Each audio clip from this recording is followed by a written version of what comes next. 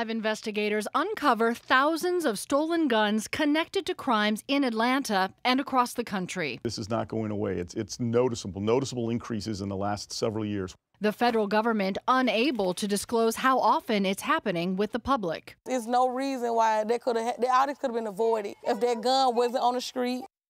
The ATF, the Bureau of Alcohol, Tobacco, Firearms, and Explosives, tracks stolen guns used in crimes, but it cannot share the information with the public. So 11 Alive investigator Andy Pierrotti and more than a dozen NBC stations across the country teamed up with the nonprofit journalism organization and The Trace to search for guns stolen across America, many from right here in Metro Atlanta.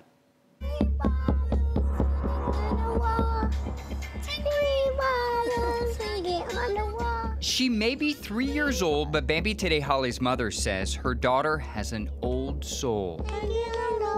Like his soul came out his body and came into hers. She had just like him. Jasmine Holly is talking about her daughter's father, Dominique Garrett. And I know he would love to be here to see her grow. In December 2015, someone stole a rifle similar to this one from this Northwest Atlanta home. According to court records, the same gun was used in 2 different shootings. One of those, authorities believe, killed the 29-year-old father outside this Atlanta apartment complex this past September, leaving Holly a single parent. He missing out just seeing her grow, you know, becoming a young lady. And her daughter without a father. All this could have been avoided if that gun wasn't on the street. Garrett is far from the only victim. According to records obtained by the 11 Alive investigators, stolen guns in Atlanta were involved in at least 455 crimes over the past 7 years.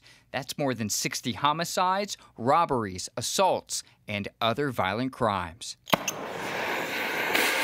Last year, criminals were caught using a blowtorch to burn a hole through a padlock to get inside this firearms store in South Carolina. The same criminals used a sledgehammer to get inside another gun store.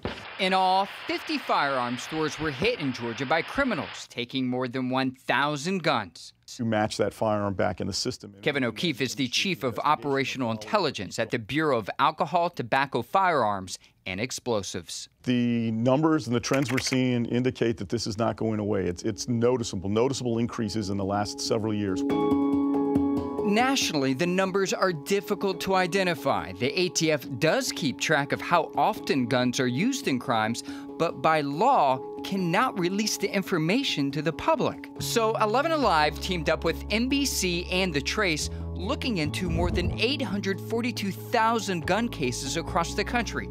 Together, we identified 23,000 stolen guns connected to crimes across the country since 2010. Purely for profit. The ATF says it's big business not going away, where the product is non-perishable and can take years to recover. These guns move very quickly, so it could be from a matter of days to sometimes 15, 20 years later, these guns are still being recovered in crimes. It's a national tragedy. U.S. Representative Mark DeSagne supports legislation that would require the ATF to track stolen guns.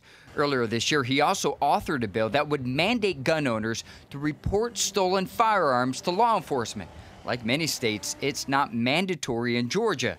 DeSagne says he's received bipartisan support, but he suspects the bill will likely never make it to a vote. Because it's paralyzed by the gun industry and the NRA.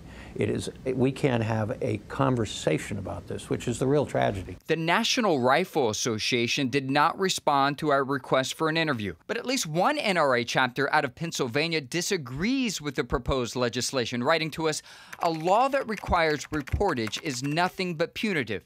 It does not prevent crimes from being committed." The NRA goes on to write, punishing law-abiding gun owners for being robbed does not serve a public safety purpose. An increasing problem plaguing communities across the country. They get away with it once, they figure they can do it again. While our government is not allowed to track how often it's happening. Where is your daddy? He up the clouds with who? He with God? The numbers really are staggering, Andy. I'm curious how Georgia compares with other states when it comes to crimes committed with these stolen guns. Yeah, so it's difficult to compare state by state, but we looked at the numbers, and according to the numbers that we looked at, Georgia is among the highest when you look at stolen guns per 100,000 residents. And the ATF says criminals use Georgia and other southern states with more relaxed gun regulation as a pipeline to get guns to more northern states with more stricter, more stringent gun regulation. So it's moving right on through. Okay. Mm-hmm. We wanted to touch